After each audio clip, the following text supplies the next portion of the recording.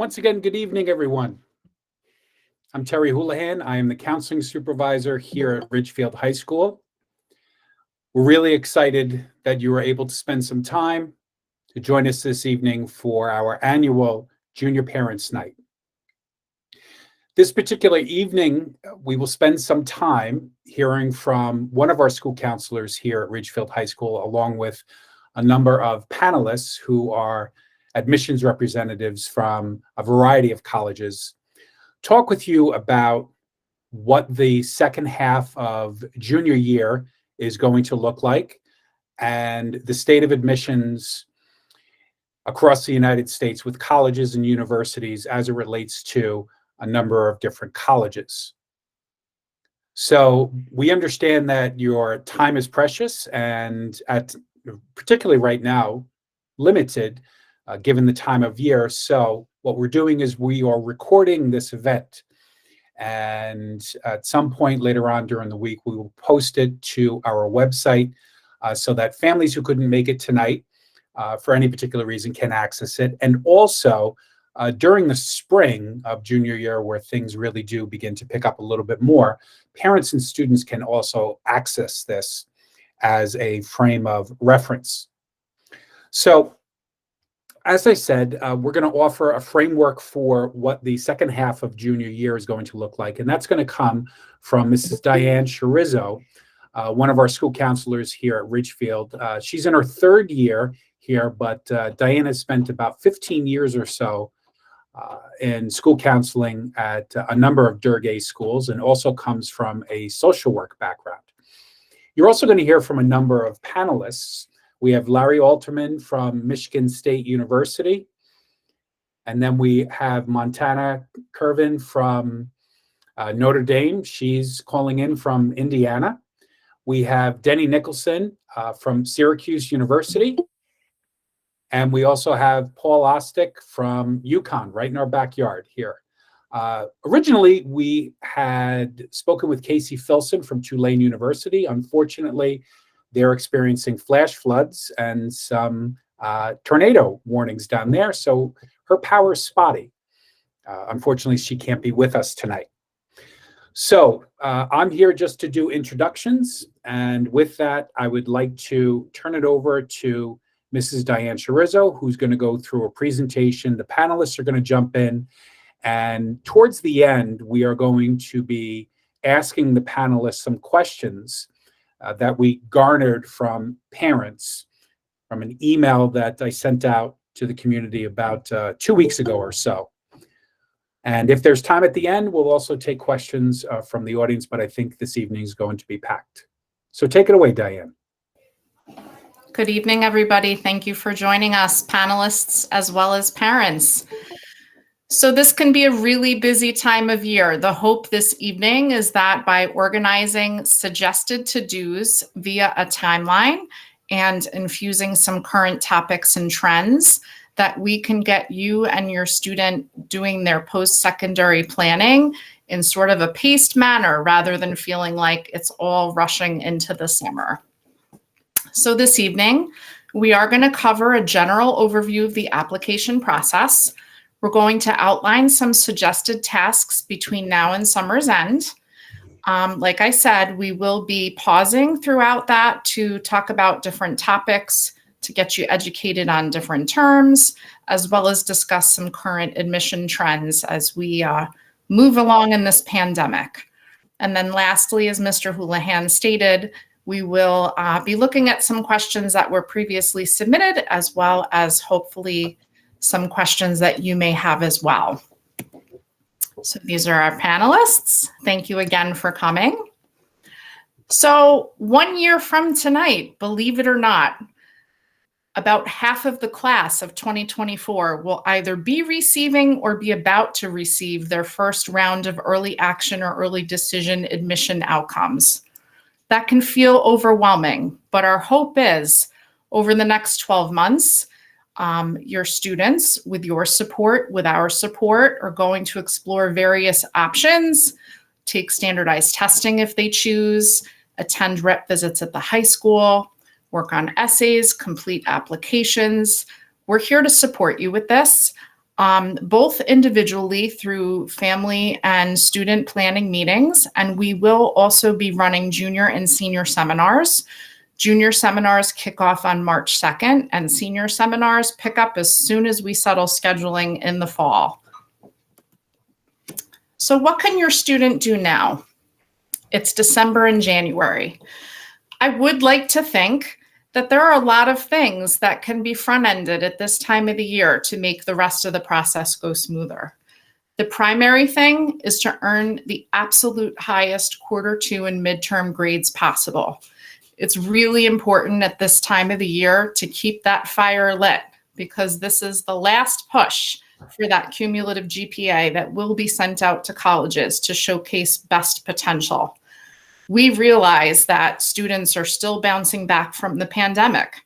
Some students learned, they figured out how to learn during the pandemic. Others are still figuring it out. So it's really important that they keep the fire lit at this time. As we approach midterms, the hope is that students can self-advocate, they can use Flex, they can see their teachers, and really get ready for the end of this semester. The other thing that they can begin doing on that vein is considering which two teachers to ask in the spring for a letter of recommendation. At this point, I would want students to consider, how's their relationship with their teacher? Are they connected? Does the teacher feel like they know them? Does the student feel like they understand how they learn? If not, we've been pushing Flex, Flex, Flex. Can't help doing that again, putting in a shameless plug. But we also do want students to approach us for advice, if needed, about teacher recs. We have noted this year that a number of institutions did limit to one teacher rec. So this is an important thing to give thought to. I will let reps in a minute speak to some of the things that they have to say concerning teacher recs, but many institutions do prefer a current year snapshot, meaning a junior year teacher. And we generally recommend that 2 letters is where you should stop, unless there is something very significant about your student's candidacy that is not already covered in the other recommendations or the application. So at this point, panelists, what would you like to tell us about your views of teacher recs and words of advice?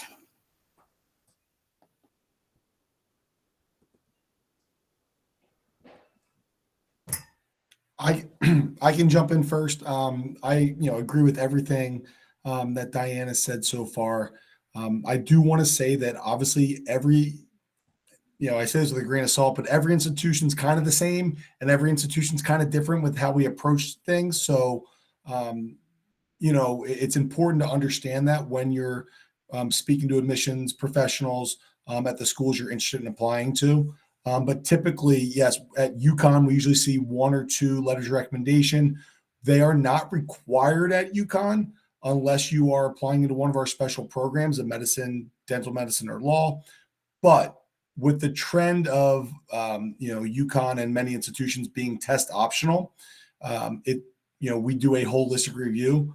It is a very important part, and I would say about 97 to 98% of our students apply with letters of recommendation. So work with your counselor, work with your the teachers that you're going to be working with, and again, make sure they can speak to you as a person and they know you well.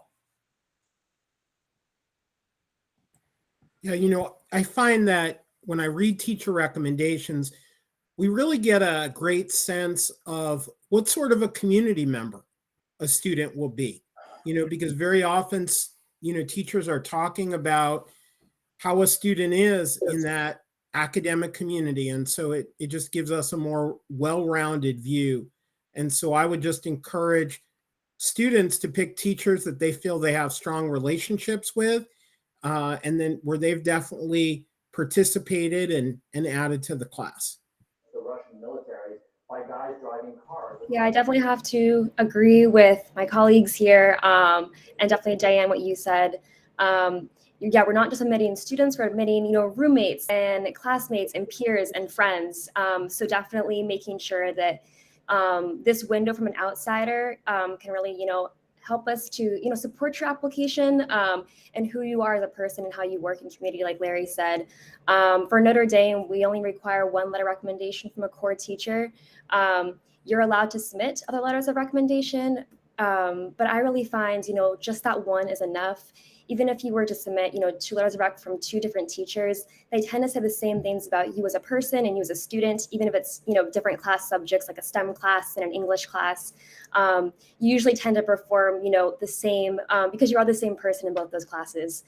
So really, it's just a way to support your voice in the application. We don't want it to overwhelm the application. So I think, finding that one teacher who really knows you, that's really a good place to start. Good evening, everyone. Denny Nicholson from Syracuse. Happy to weigh in on this as well. At Syracuse, we do require 2 recommendations at this time. Subject to change next year, we may drop one of those and get down to 1 like many of our peers, but at the moment it is 2. And for students and parents in the audience, students should be mindful at this point and begin to ponder, what might a teacher write about me, and therefore what impact that has on who they ask to write those letters of recommendation. So be mindful of that.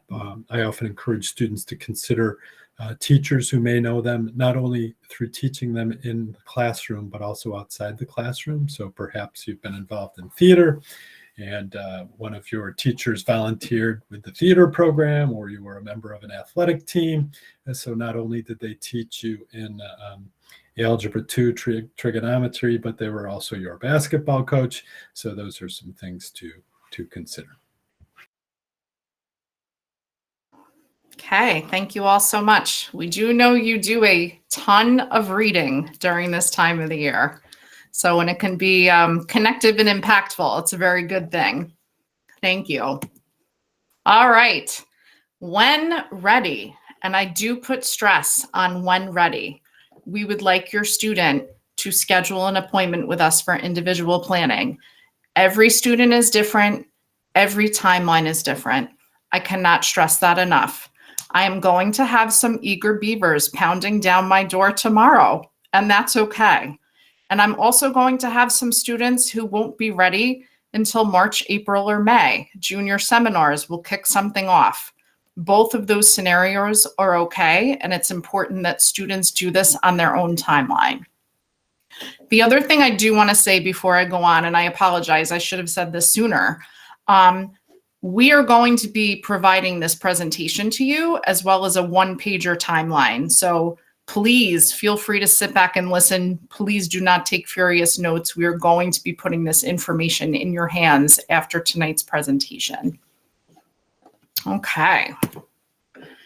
To test or not to test? 15 minutes in, let's go for the gusto. This cycle, we did see some universities come back and say that they are requiring test scores for general admission. The other thing that school counselors observed is that some institutions are requiring test scores for admissions to certain programs or majors or to scholarship programs. So now it is a really good time to think about whether your student may want to test. If you'll notice on the bottom of the slide, all students will be taking Connecticut's required in-school SAT on Wednesday, March 22nd. It's a freebie. It's a great opportunity to be able to prep and get an SAT in. But to make a plan, as there are a number of opportunities this spring to get testing done and out of the way. Okay, panelists, feel free to weigh in on this one. Sure. Larry Alterman from Michigan State University. So we are test optional for a minimum of at least the next 3 years. We're seeing roughly 50% of our students applying test optional. We do not have vastly different admit rates with a test, without a test. Parents, there's something really important I want you to understand about test prep. On average, a student might increase 50 or 70 points with test prep. 50 or 70 points is not getting you into a different neighborhood, okay? It's not like going from a $1 million house to a $5 million house. It's like going from $1 million house to a house that's $1 million and 25,000. Okay. It's not a dramatic change. And so I just say that because I hear a lot of times, I'm not really concerned, parents, honestly, with how much money you spend on your students' test prep, but I'm concerned about the time your students have. That time is a box. It doesn't expand. And so if you have them spend a lot of time on test prep, they'll have less time to worry about their English course, their math course, their foreign language, their grades in those courses, which could be dramatically increased potentially with more time in that area. If somebody said, well, gee, you can go up 500 on test prep, I would say, yeah, for sure, do it. But the reality is, on average, it's not going to put somebody in what I would call a different academic level for review. People ask me all the time, they say, Larry, well, what happens if somebody doesn't submit a test score? How could you possibly make a decision? Well, we can see every class a student took in 9th grade, in 10th grade, in 11th grade. We look at a senior schedule. We look at how the grades have progressed. We have the recommendations, the activities. We have so much information. It is one data point, one. Keeping in mind, if somebody took math for their first 3 years, that's 3 data points. English, 3 data points. That's 6. The SAT or ACT is 1. That's all I have for now.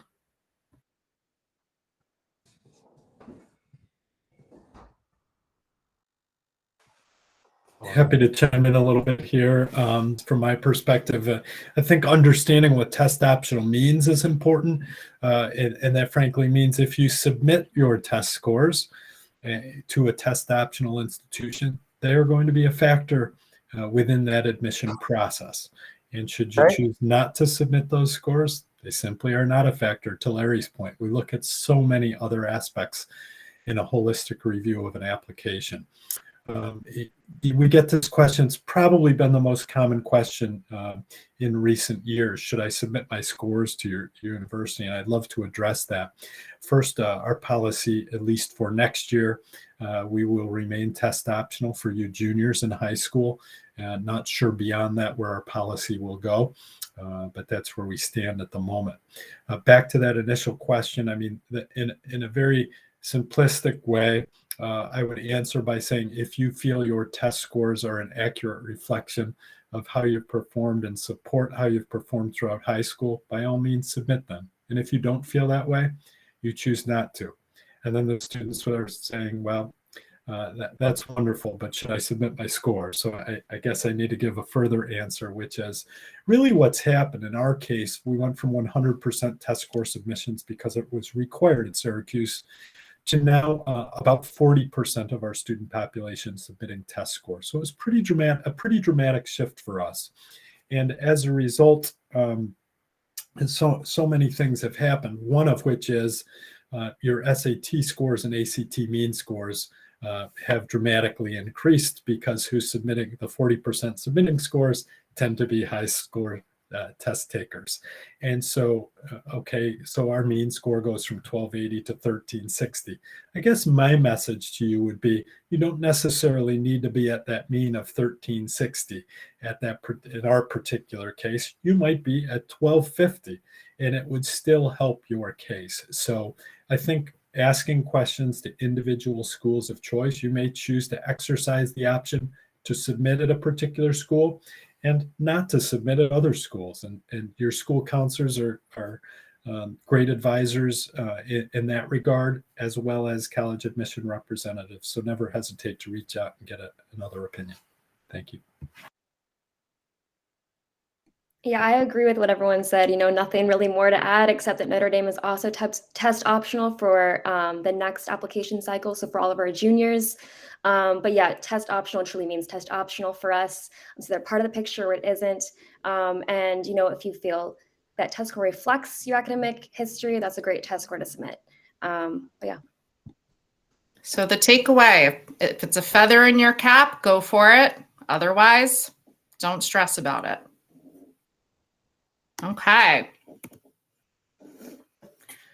The other thing we want you to do is to look at the next 6 or 8 months and identify the optimal time to make campus visits. Just like meeting with counselors, this is going to vary for every family. If it's in February, it would be a good idea to make some plans during January to make sure that you get into the tours that you want to get into. Some students have sports and other things going on and they aren't able to visit. That's okay.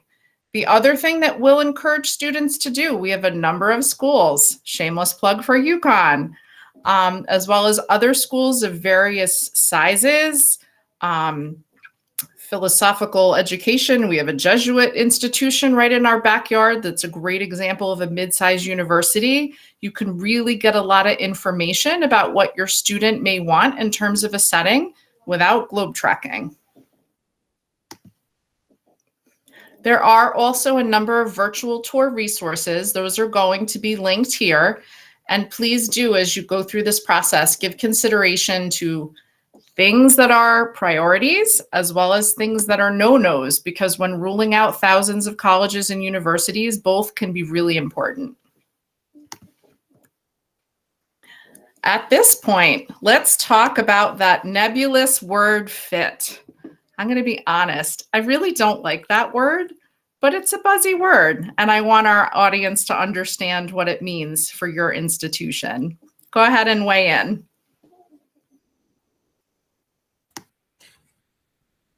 Jumping into this topic, I guess you could look at it also as, where are you going to be happy and successful? So already speaking about where to visit, you want to be strategic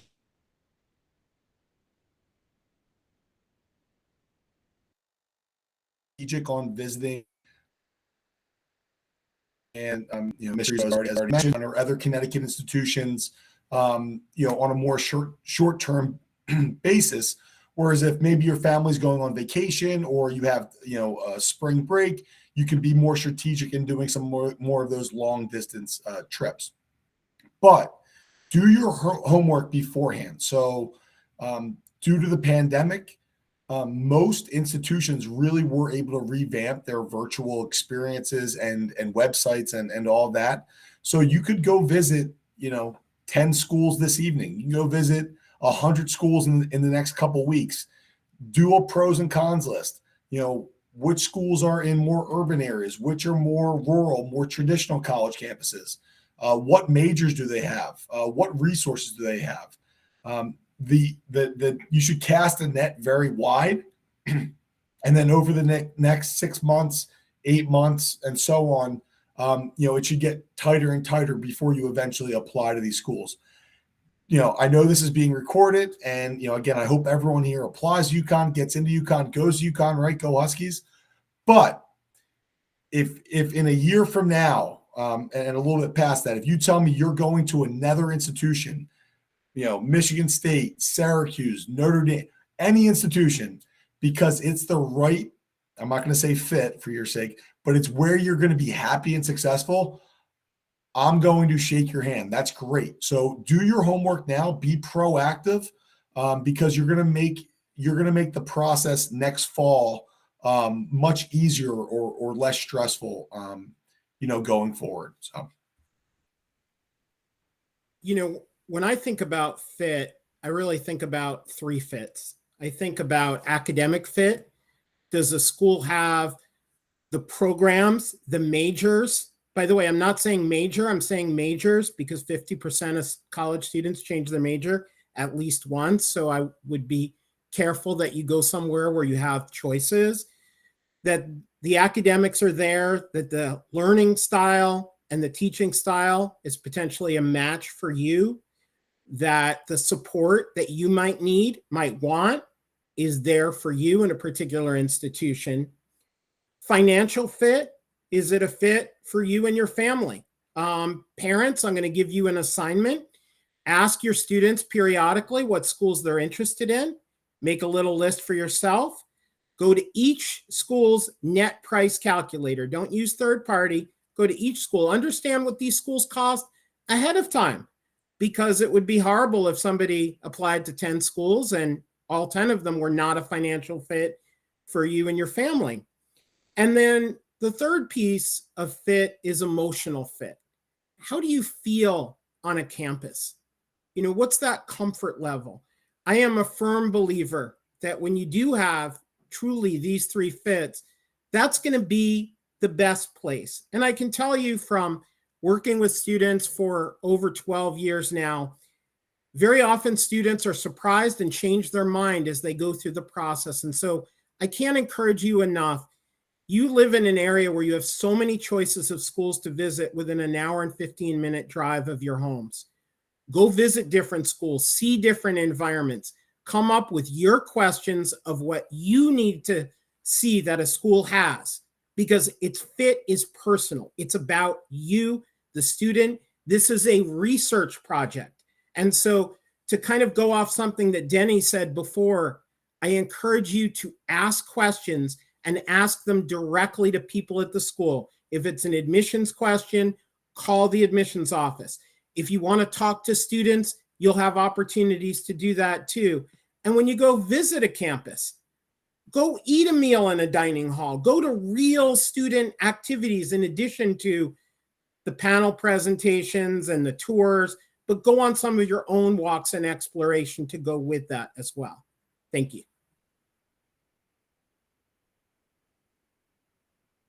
Yeah, I'll just chime in here. I agree with everyone said. This is really all about finding the place that's best for you, the place you're going to thrive over the next, 4 years. So really, finding a place that is unique to you. And every school has such different things that they can offer and such different things they allow their students to do. Is really do your research. And I think I give advice, when I'm, traveling, when students are talking about Notre Dame and what we're looking for and what they're looking for. My advice always is to familiarize yourself with our values and other institutions' values and see where those values align with your own values. Is this going to be an institution that, it's a good fit for you? You're going to find a good home. You're going to find, people that you fit well with. If you get the chance, visit campuses, talk to people. I know that I picked Notre Dame. I went to Notre Dame as a student, and I really picked Notre Dame because the people that I met were really the kind of people that I really enjoyed hanging out with, having discussions with. So if you get a chance to just reach out, meet people, that really is a good way to know if you're going to kind of gel with that sort of community. So a lot of schools are really, really different.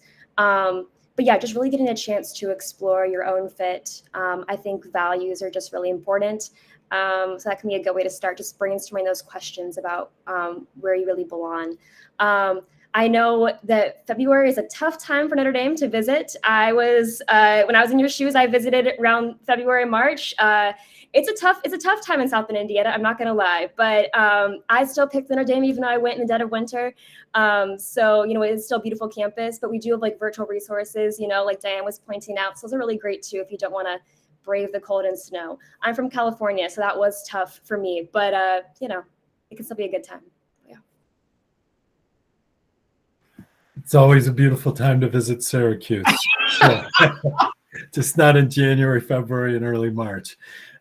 So I would just offer a few additional comments, my colleagues with great comments here, and a few extra things to chew on, which would be, discerning whether or not you want to enjoy a university that has 50,000 screaming fans on Saturdays for football games, which many of us here on this call can relate to at our institutions. Or maybe that's not something of interest, or a major research university. Universities are categorized as R1, R2, and R3, R1 being the highest level, not only athletically with D1, but R1 is a research ranking. So amazing research takes place at these R1 universities. Will you thrive in a large class environment where there might be 100 students in a class versus 20 in an average class size? Those are things for you to ponder. And I think lastly, I heard one time on a panel, someone said, I think a parent weighed in and indicated, we want our child to go to the highest ranked university they're admitted to. And I don't necessarily agree with that philosophy, in the sense that you want to be positioned where your student, you as a student and parents, you want your students to be positioned where they can be successful. Being admitted, but being in the bottom 10% of that admitted class they may be frustrated at times throughout the 4 years. So that's really something in terms of fit, finding the place that truly is a good academic fit, social fit, perhaps a research fit, all things to consider.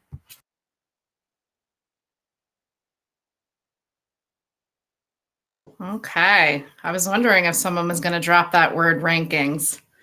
Thank you for addressing that. I'm not a fan of those either. All right. So we're going to go a little quicker now as we go through these months. In February, if you are planning to visit campuses, do so during break. There are some this is a helpful sheet from College Board about some things to evaluate as you visit campuses.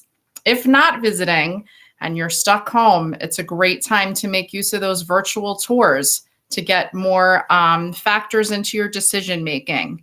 Juniors will be, or shall I say, rising seniors will be meeting with their counselors during the month of February. We will have juniors reaching out to make that appointment. It's an important one to talk about the senior year course load.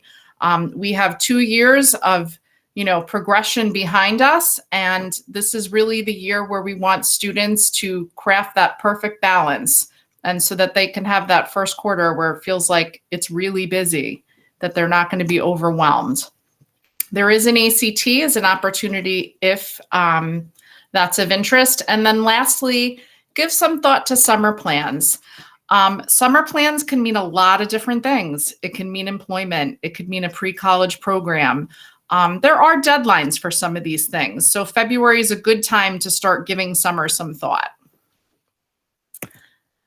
At this time, next topic, meaningful extracurriculars on a broader scale. And Montana, you brought up values. This is an area when I work with students, once we're doing that Common App, those activities are not listed like a resume. They are listed in order of meaning to the student. Let's chat about meaningful extracurriculars for a couple secs. Yeah, absolutely. I think definitely meaningful. I think it's a good word, and I think it really is what's meaningful to you, not necessarily what's meaningful to us. We want to see you engaging in things that you're passionate about, things that, make you happy or make an impact, or that you're good at. Whatever meaningful means to you, we want to see that you're doing things you're passionate about.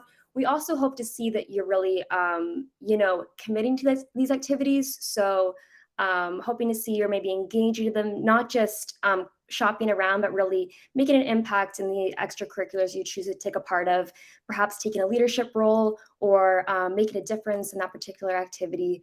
The extracurricular list for every single application I read looks so different for so many students.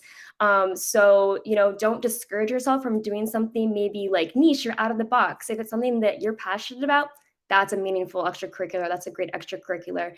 Put yourself into it. Take some leadership positions, make an impact, grow that activity if that's possible. I think particularly at Notre Dame, we're looking for students who are going to be leaders in the community, are going to make the world a better place, be that force for good. So if you can be that force for good in your activity, we're going to appreciate that a lot as admissions counselors. But yeah, meaningful is what means a lot to you. One thing I would add is that work is a perfectly acceptable activity. So if you're working, whether that's for spending money, whether that's to help out for your family, whether that's to learn something, it doesn't really matter. But don't worry, that's great. We're more interested in that you're learning to manage time and learning about you and what you're involved in.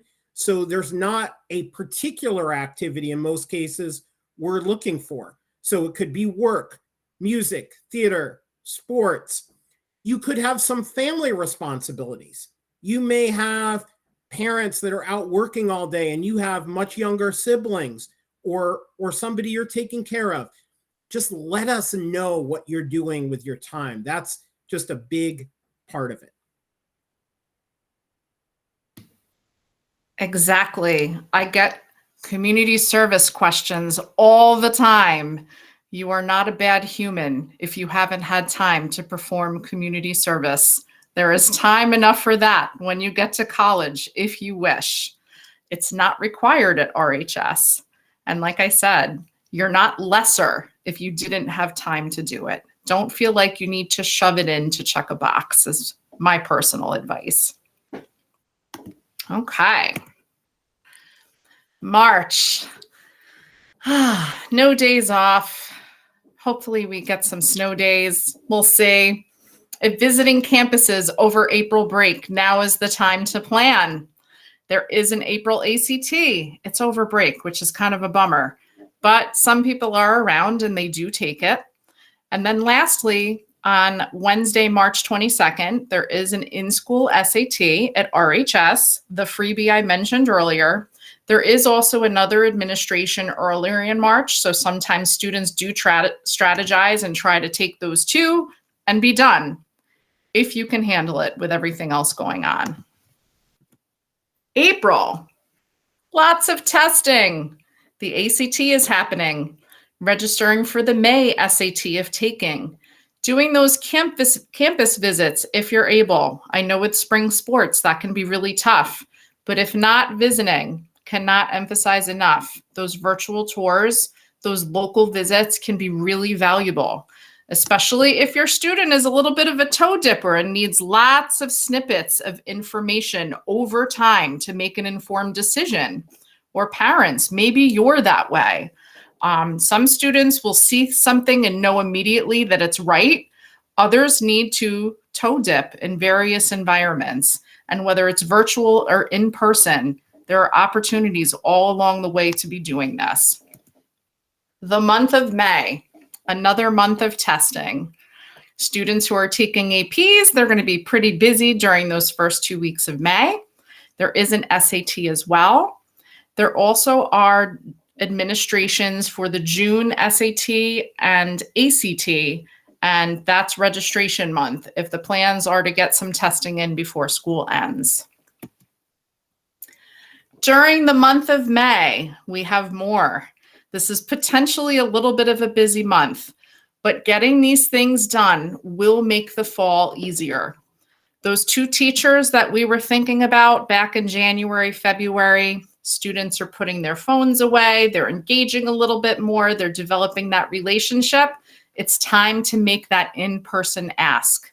My personal advice, don't hit up teachers during the APs. I think it's great advice to wait until they have time to take a breath and the test is over. Make sure you thank them. And some teachers do require some sort of brag sheet or questionnaire. Take care of that really promptly and lock that recommendation in.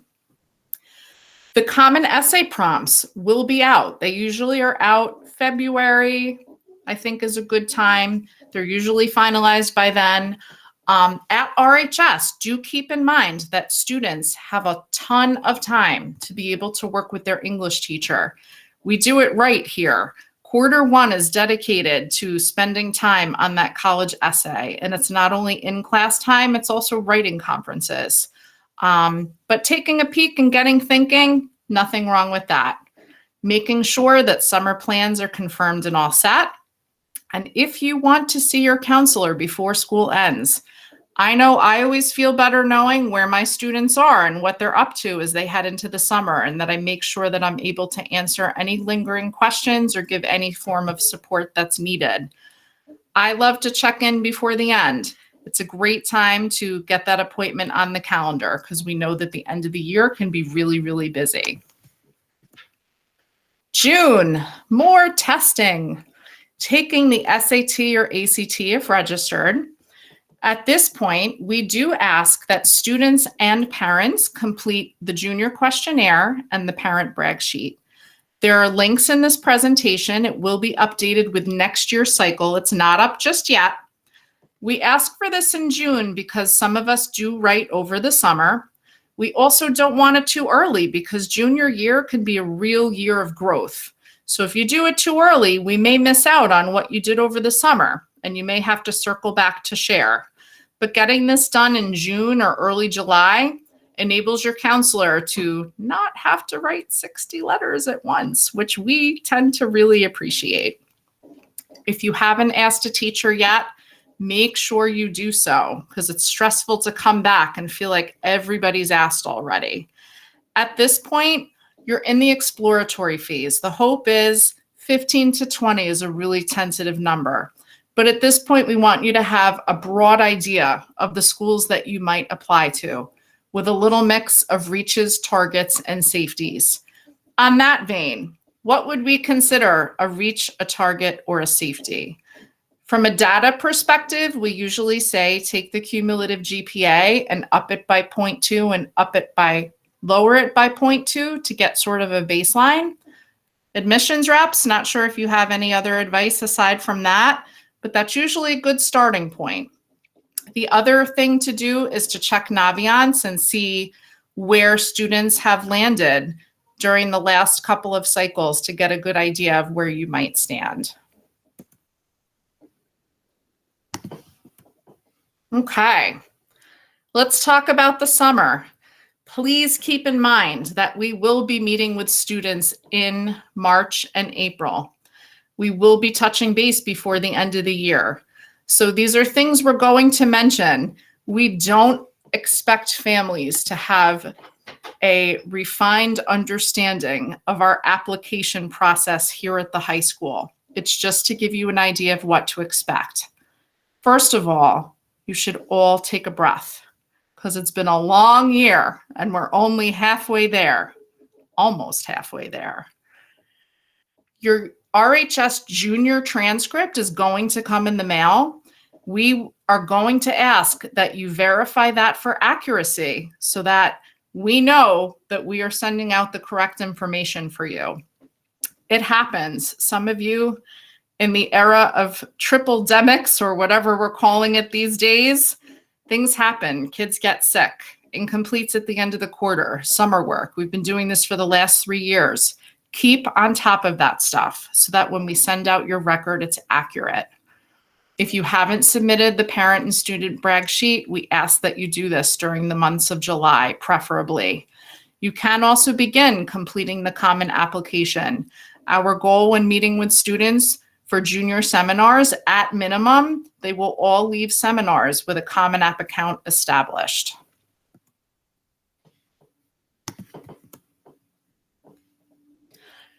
Here's another tip. For the schools that you definitely plan to apply to, begin creating a calendar for the fall, for application deadlines, for RHS deadlines, and for financial aid application deadlines. There was another trend that we saw this year. Some colleges did adopt a receive by deadline, not just for the college application, but also for ancillary materials, particularly for the early action rounds of some large public schools. It is really important that you be on top of those dates, as well as financial aid deadlines. They tend to be earlier, especially if you are applying early decision. Any comments, panelists? I would say make sure that you're going directly to the college and university websites to get all these deadlines, and check them even like one more time a month or two after you initially check them. We constantly update them if we make changes. And if you're not sure, call the admissions office and ask that question.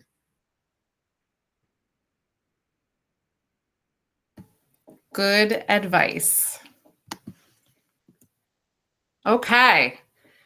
I'm not going to linger on these terms, but these days we have a literal menu platter of admission plans that you see out there. So here they're categorized by earlier deadlines. These tend to be, hey, Larry, when does your rolling application open? Rolling actually could be anytime a student can submit for rolling. Okay. So like August onward? Sure. Okay. So that's your earliest. Early decision deadlines, early action deadlines, they tend to be October 15th, November 1st, November 15th. I think we do. Do we have a restrictive EA college here? Not to pick on Montana. Well, yeah, that's me. Yeah, restrictive Stop early that one for action. That is November 1st. So it's early action, so it's non-binding. That restrictive part is just we ask you don't apply early decision or binding to any other schools during that early process. Okay. Priority refers to scholarships. That's something we're seeing more and more. Picking on Paul for UConn. So you'll see regular decision is January 15th, but there is a priority decision deadline of December 1st. Yes. So at UConn, we are regular decision, but we do have the priority consideration deadline. I do think sometimes students get confused that that's our EA or ED. We do not have early action or early decision. So we encourage you to do everything early. I would also let you know that the last 2 years, this was a little bit of a better year because of the state of Connecticut didn't let us know like a month beforehand, but we do a free Connecticut fee waiver day on November 15th. I'm assuming, which you should never do in this business, but I'm assuming that it will be the same date next year, November 15th. So when I come and visit, Ridgefield, I will let you know. And any student who's applying before then for the Nutmeg or Day of Pride scholarships or something of that nature, or you just happen to apply in October because you wanted to, you would have to reach out and we can reimburse you because, hey, it does cost $80 if you are paying that application fee. And I tell students I personally will be upset with you if you pay the $80 when you could apply on November 15th. So yeah, I'll leave it at that. Well put. We pushed that one hard this year. So the other distinction to make is that pretty much all of the deadlines are set deadlines with a batched admission, meaning that the date closes, the applications are reviewed, and then the release dates come out together. Versus Larry, who is reading as applications come in and rendering decisions as they come in and come out until the class is full. I have that right? You do. We started releasing decisions on October 10th this year. Wow. And they have till May 1st to decide. When do you sleep? In July and June and July. Wow. Okay. Components of the application. We have a number of things here. Just curious, what's important to you? We have transcript strength, quality of courses, test scores, essays, extracurriculars, rec letters, demonstrated interest, interview, overall fit. Go. I have one that's not on that list. Can I add something? Yes. Academic performance. So for me, I would say when I'm looking at an application and what ultimately it very often comes down to, because in addition to being on first review, I handle a very large portion of our second review committee. The combination of academic performance and the strength of rigor of the schedule. And so we're viewing you based on what you took advantage of, based on what's available at Ridgefield. We are not looking at what any other school in Fairfield County offers. We're not comparing you to anyone else in Fairfield County. But what we're comparing is how did you do and what was that strength of schedule? All the other pieces are factored in, but ultimately, I can tell you that somebody could be strong in almost all the other areas. And if we don't feel you can do it academically, unfortunately, that's not going to be a result you're going to be happy with. And so one thing you pointed out, which is so important, your senior schedule, it's two opportunities. One is the opportunity to show us, hey, you're seriously working still to be a better student. And two, it gives you that opportunity if we were to want more grades from a first marking period, a seventh semester, that we're going to have real classes to look at grades in. And so it gives you another chance to show us that you're ready for the challenges ahead. Larry is spot on in every comment he made there, and probably no reason to go any further on this topic because he did such a great job. Yes. And you said the word qualified. At the end of the day, you have to be qualified. Okay. Could I make this slide any more obnoxious? Naviance every year. Naviance is a funny animal. We love it and sometimes we hate it. And I know you guys do too. We think from a technological standpoint, we have prevented you from hopefully doing one of at least two of these things on this slide. We encourage you, please, please, please, even if you work with somebody outside of Ridgefield High School and they tell you to link Common App to Naviance before August 1st, we beg you, please don't.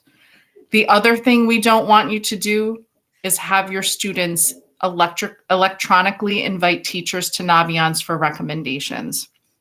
We could not tell you the problems that can create if it is done prematurely. And our goal is to transmit things appropriately in one shot and not to have to email these poor, screen tired representatives attachments to add to the application file. Our goal is to take one shot at transmission and do it right. And it works best once Common App and Naviance roll over on August 1st.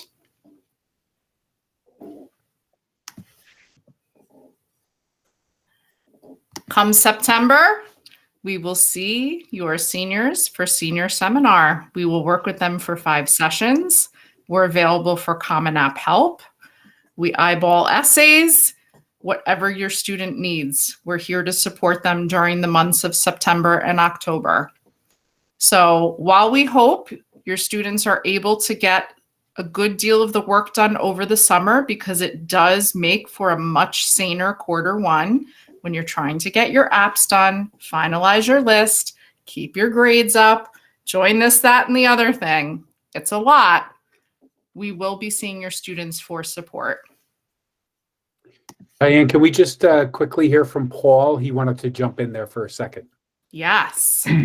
Yeah, I just wanted to comment on, I understand sometimes students and their parents decide that they want to work with, a private, business or whatever it may be in regards to the college admissions process. I will let you know, we have the part of the way this works is we read applications and we work with specific schools, in different areas. So like I am UConn's Fairfield County admissions rep. I'm the territory manager for Fairfield County. So when I'm working with students from Ridgefield High School, I'm working directly with, the college guidance staff. We work to build relationships together. And if I have any questions about a student, that's where I'm going. And due to FERPA and privacy reasons, I'm able to have those conversations. But if a private counselor wants to reach out to me, I have to jump through hoops and all of that. So again, we have a great relationship with the staff at Ridgefield High School. So I just want to say that they are a great resource that you can take advantage of and not have to pay extra for. We are free. Thanks for the plug. The other thing I will say as a counselor and as haven't been in education my whole career, did a stint in HR, it is so helpful to me when I am able to see and support students with their application. A brag sheet is one piece of information, but when I have the opportunity to get a sense of what a student is writing about, how their activities come together, and I have sort of a conceptualization of the student, because that's my goal when working with a student. And that's when I personally believe that students do best in the admissions process, when they're able to succinctly and aptly communicate their values, their priorities, really to give an accounting of their high school experience. That's when I think students do best in admissions. Reps, I don't know if you feel the same, but in working with students for almost 15 years, that's when I see students succeed at all levels of colleges and universities. So we hope you will avail yourselves of that support. Question time, Mr. Houlihan. Thank you very much, Mrs. Schirizzo and panelists. All right, so we collected a number of questions from parents in advance of tonight's session, and the first one reads, how do each of the schools evaluate GPA, especially at schools like RHS, where our unweighted GPA is out of 4.5? Yeah, so a number of schools, I was at a high school years ago, the GPA scale was 0 to 100. Our GPA scale is 0 to 4.5. Other high schools have different ones. So how do each of you evaluate GPA? Happy to kick this off. At Syracuse, we recalculate GPAs to a 4.0 scale. At Notre Dame, we are reading everything in the context of your high school, so we're not recalculating anything. We're going to look at it on the 4.5 scale that you guys have.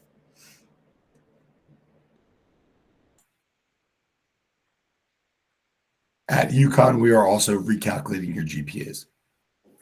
Is our weighting appropriate? Yeah, so we're going to weight with, whether it's a college prep, honors, or, and I know there was another question that may be coming down the line, like an AP, a UConn EC course. We're gonna have those on the same level. At Michigan State, we're really looking at what is that level of the class and what the grades were all the way through. So it's not so much just a straight GPA number, because we have applications from thousands of schools, and some of them use math for GPAs that hasn't really been invented yet even. And so we kind of throw that out, but we're really just looking at course by course, year by year, how that student is progressing with their grades. And to offer our audience some context, the levels that Paul was talking about are the typical elective at RHS is at a college prep level. If you were to look through our program of studies, you'd see, like for ninth graders, biology, there's two levels. There's a college prep level or an honors level. And then the highest level would be AP for advanced placement or the early college experience UConn course. And Mrs. Schirizzo, do you want to ask the next question?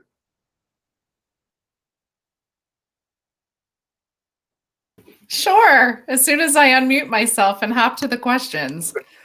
Question 2. We talked about standardized testing, what role it plays in acceptance scholarships majors. I think we pretty much covered that one. What about the early decision, Yes. early action? This is my actual burning question, because I feel like I am constantly reading apply early action, apply early action, apply early action. And I have students coming out of this pandemic who are still becoming, and I always don't necessarily feel that they should be applying at the beginning of the year when they need that track record of first semester grades to really show their best potential. But I feel like I'm reading that language a lot lately. Could you weigh in on that? How early action, if you have it at your school, plays a role? Yeah, I'll jump in. I think, Diane, you really hit it on the head. As far as, for Notre Dame, we read our restrictive early action and regular decision the exact same. So we really just want our students to apply whatever is best for them. So if you have a student that, would benefit from being able to have another semester under their belts, get a chance to, prove themselves in that transcript just one more time, maybe take some more rigor, ace some more classes, take on a little more, then it's really in their benefit to, wait to apply for that regular decision. At least for us, since we read them exactly the same, we don't have a preference for that early action. I think a lot of students think that it'll be easier, or we prefer that. We really don't. We just want to see applications when it's the strongest for each individual student. So I think what you were saying about is in some students' benefit to wait, that is so, so true. But yeah, that's, at least for us, we read them exactly the same. Thank you. All right, we were briefly talking about this. What's better, AP or UConn classes? Anyone want to weigh in on that? I would say they're both great. These are higher levels of rigor, but I think the key is for all students, this is an individualized process. So talk to your counselor about what is an appropriate challenge for you. But I would say in terms of if a higher level of rigor, it's really fine from our perspective, an AP or a UConn course. We have great respect for the University of Connecticut at Michigan State. The feeling's mutual, Larry. I appreciate that. I do want to say, and this is not to make it more UConn related, but if you do take the ECE courses, not only can you earn that college credit at UConn, but the grade will come with you to UConn for your GPA. So you definitely want to, do your best, especially, senior year if you're taking an ECE course. Kind of just going back to what we've been saying though, whether you're taking college prep, honors, or AP or ECE courses, it's all about finding that balance. So we want to see you, in a perfect world, we want to see that you're challenging yourself as much as possible while still being successful in the classroom. So, the student who takes all APs and is not doing well, getting C's and D's and can't sleep at night because they're stressed, that's not a great situation. The student who is, not challenging themselves and getting all A's, we're going to ask, why didn't you maybe challenge yourself a little bit more? So again, trying to find the balance. There's not an exact science of the number of certain classes in terms of AP that we would want you to take. Again, work with your college guidance, counselor and make those decisions with them. Fair to say you want them to have a life too? Mental health, being able to, I'm looking at the calendar, summer, all those great things that you're doing to be prepared. We still want you to be a kid. We still want you to have fun. We still want you to, go on vacation with your family or whatever it may be. Be able to take a deep breath and again, it's all about finding balance, I think. Okay. We have a question here about deferment. It reads, I'm not familiar with deferment, and there seems to be an increase in highly qualified students being deferred. So how do you determine their yield?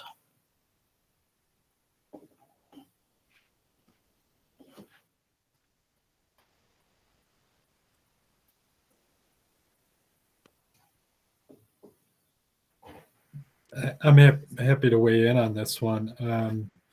So first of all, the term, so that all are familiar, deferment's used in different ways, but I think in the context of this question, the intent is students are being deferred from early decision, perhaps deferred to a regular decision pool where they're being reconsidered.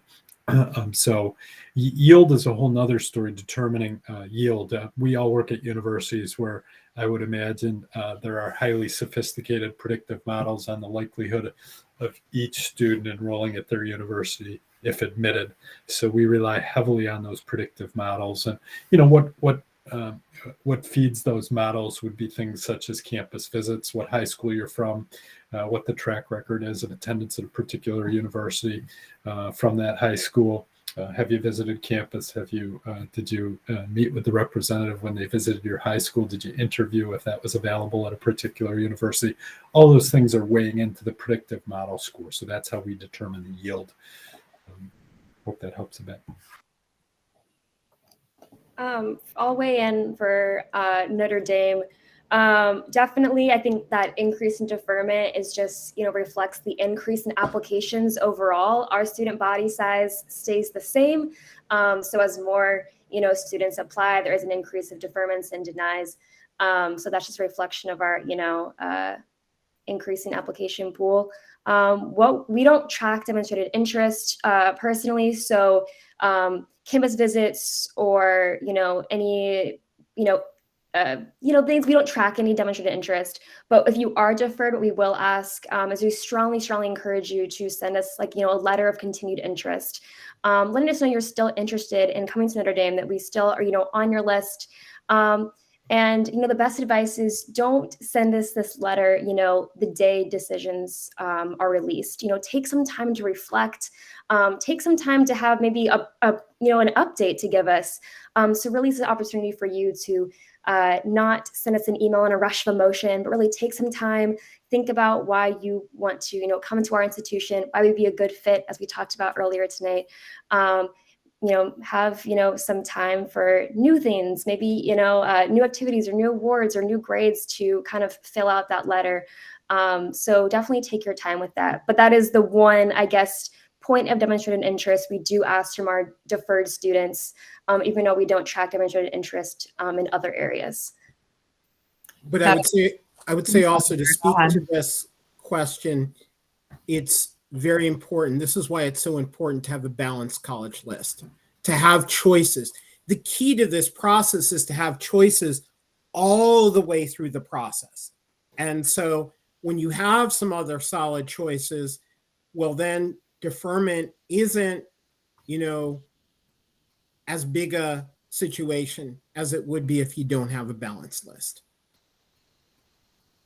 And if I may, during COVID, for lack of a better way to put it, I feel like a lot of students kind of close their eyes and play dartboard.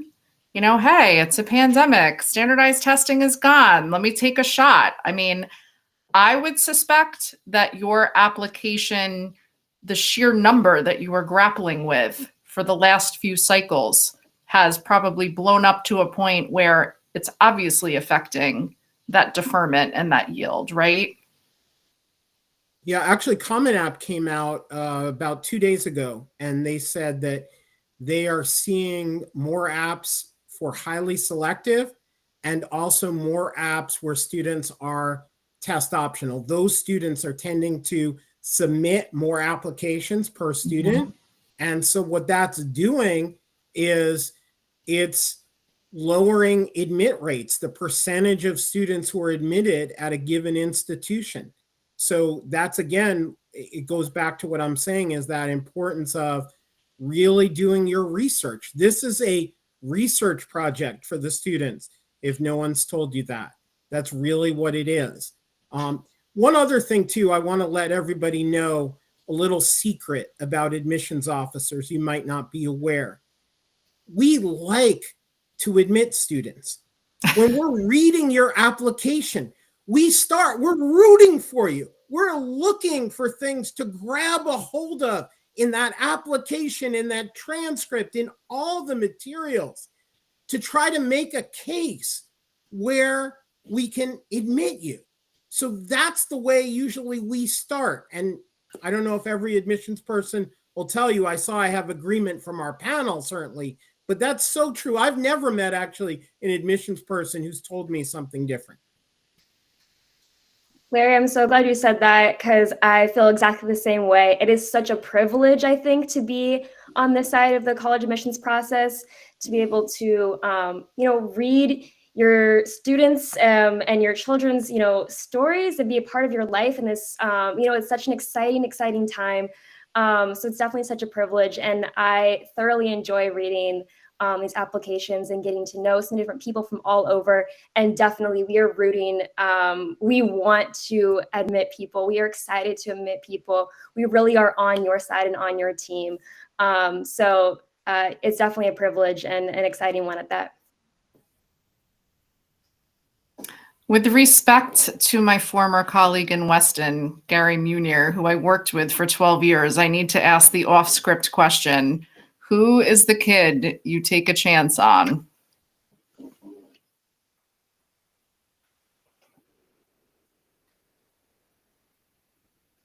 I would say the kid I take the chance on is where I really see a strong upward trend in grades, but also what goes with it. And I can't tell you how many dozens of times just today in second read committee this came up when we had kids that were really close and you could maybe go one way or another. Somebody always asked the question, what does the senior year schedule look like? Because that's telling us, hey, is this student who's going up, are they really trying and continuing that challenge and continuing to be better? I would say that's who I'm most likely to take the chance on. I would agree with that wholeheartedly, Larry. I'd also add not only upward trend in the classroom, but sustained activities outside the classroom. They haven't quit those teams or dropped the school play and stopped working on the yearbook, etc. But sustained activities. And while I say that, I always think it's important, although we're all very interested in leadership, I sometimes think leadership is overemphasized. There's an element of followership that takes us throughout our whole lives. Everyone on this call has a boss, and you'll always have a boss. And so sometimes that person that's on the basketball team, that's at the end of the bench, is as important or perhaps more important than the captain of the team. So that's why I say sustained activities. You've made a contribution. And that's a really important thing. I think too many high school juniors and seniors get caught up with the fact that I need to be the class president, and I need to lead the play, and I need to be the captain of the team. And that's not necessarily true. You need to be an involved and contributing member within your school and perhaps even within your community. And that's what's most important. And I would also add kindness and grit are some elements that we'd really be looking for to take a chance on someone. Yes. I'll jump in as well, just because I really am enjoying that question. I will say at UConn, we receive over 4,000 applications just in the Fairfield County, in Fairfield County. So I see a lot of faces. I read a lot of applications. I get a lot of emails, phone calls. I try to make it as personal of a process for you as well. So that student who is emailing me, doesn't have to be every day, but every couple weeks, every other month or whatever, keep the same email thread going so I can see that rapport there. But who comes to, or while we don't use demonstrated interest as a final factor, we're not able to, we still see it, and I'm still a human being. So if I see you at the open house, if I see you at the visit at Ridgefield, you come and shake my hand. We're in contact via email. When I go to read your application, I'm going to be able to see your face. So that's a lot of, and again, going into all those things, upward trend academically, the kind of person you are, how Denny just said, all those things come into play when deciding for that student to take a chance on. Yeah, I think I'll chime in. I mean, I agree with what everyone here is, saying. Really, Denny's saying, kindness and grit, definitely something that pulls me to want to admit, a good member of our Notre Dame community. That's really important. The movers and the shakers out there, the people that, are going to make a difference or try to make a difference, value their community. I think those are, good kids to root for that we want in our community. But yeah, definitely that's what Larry was saying is that, to back up these kids that we like, we have to see that academic strength. And so if we see that they're trying and putting in the effort, then I can make a case for these students. We want everyone to be successful when they come to, whatever university their choice. So we're trying to make decisions in the best interest of our applicants as well. Just hoping to see that there's an effort in the academics and involvement in the non-academics that can really help. Good place to end with pre-scripted questions, Mr. Houlihan. Well, I was thinking, because we're at 8:15, the last question is about the essay. And just to sort of, come to a conclusion here, For each of you panelists, what is the purpose of the essay? What are you looking for? Yeah, I can jump in here. I think this is really just a great opportunity to hear a student's voice. This is my favorite part of the application. You know, you get through kind of, you know, where it's kind of stationed in how you read the app. It really is kind of like that last bit, and it really, for me, brings it all together. I get to really then hear who the student is and, you know, who you are, and hear your voice, and it kind of completes the picture. So when you're writing your essays, really, this is a chance to share your voice, share what you're passionate about, really let your personality shine through, and not just in like that personal statement, but in all the supplemental essays you have to write. This is a really good chance for us to get to know you and who you are as a person, beyond the data, beyond the numbers, beyond the activities. Why are you doing them? You know, what matters to you? Who are you as a person? Really, I want to get to know you. And so really that's the purpose of the essays. So yeah, I think don't stress about it too much. And the fact that I feel it can really only benefit your application. So really take advantage of this opportunity to let us get to know you. Yeah. So I agree with, you know, what Montana was saying in terms of getting to know students. It's a great opportunity for us. It makes a student more three-dimensional. But in addition to that, I think also we are definitely looking at your ability to communicate in writing. You know, we're not looking for a masterpiece, so definitely don't overstress on it. But we're simply looking, hey, do you have some ability to communicate in writing? Because the reality is college work, you are going to be doing a lot of writing. And so this is just another way, you know, to look at that as well. But we really value the opportunity to get to learn what's important to you. And that's a great opportunity.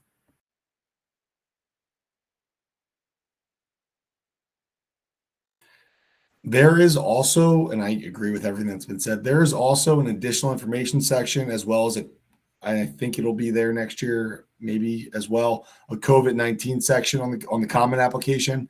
If you want to, if you feel like you have to share something with us, or you want us to know something, I will say there. It seems there. Maybe this is just me, but other panelists can chime in. But it seems like essays have gotten much heavier and emotional over the last year, 2 years, or at least, you know, in my 5 or 6 years of being in admissions. So it doesn't.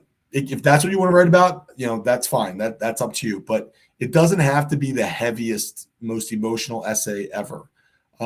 It could be something very simple. It could be something, a day in the life of, a moment in time in your life.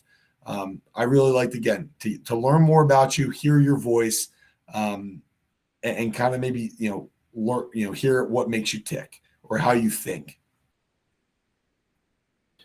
It's just one more opportunity to learn more about a student, and for students to share more about themselves in this process. And I'll give you two really quick examples. One today that I happened to read, a homeless young man at the age of 7 was taken in from Atlanta, was taken in by an aunt and brought to the state of Maryland, where he's achieved great success. She's become his legal guardian. He has a 3.8 GPA. He's involved in a number of things throughout the high school and in his community. And in a couple of days, his life's about to change, and he'll be the first in his family to have an opportunity to go off to college. So that was a great story. They're not all like that. Not everyone has that story. So my other example is just last year, reading an essay about a student who was applying to, many of you'd be familiar with the renowned Newhouse School of Communication at Syracuse. And the title of the essay was The Dinner Table. There was a young woman who had 2 older sisters, 3 years apart. So 3 and 3, she was the youngest. And she talked about the art of learning to tell stories and gaining her voice. And that came at the dinner table. The first daughter graduated from high school. She had a bit more of a voice. The second one graduated. And then for a few years, it was just her at the dinner table with her parents, asking questions, telling stories, and the art of storytelling as she applied and related that to being an applicant to the Newhouse School. So 2 very different examples, but we learned a lot about those students in just a very brief essay. So it's an opportunity to tell us more about yourself. So we have about 35 people still on the call. Denny, don't be surprised if Syracuse University receives at least 35 essays about the dinner table next application cycle. So, all right, folks, we are now at 8:22. I want to spend a few moments just thanking our panelists for offering their experience, their time, their insight, and also to Mrs. Schirizzo, who in her wisdom, intense organization, and desire for calendars and structure has offered us a timeline for what these next couple of months are going to look like. So this was a tremendous amount of information.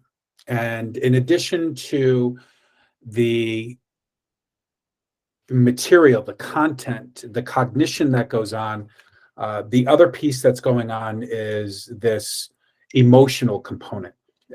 For many of our students, when they get to that point in senior year, they may be running the risk of hearing a hard no for the very first time in their lives. So this in and of itself can be quite a challenging process for them and for you as parents, because this is something that's completely out of your control. The best that they can do is similar to sleep. We cannot force ourselves to sleep. All we can do is set up the optimal conditions to go to sleep. And that's what we intend to do here at RHS, is to set our students up for the optimal conditions to be successful in their post-secondary lives, in their academic lives, in their careers, in their relationships, and in their day-to-day activities. So once again, this is going to be recorded. This is being recorded. It will be available. We wish you all a happy holidays. And if you do have any additional questions, please feel free to reach out to your student school counselor. Folks, have a wonderful evening. Stay safe, stay healthy, stay warm. Have a good night.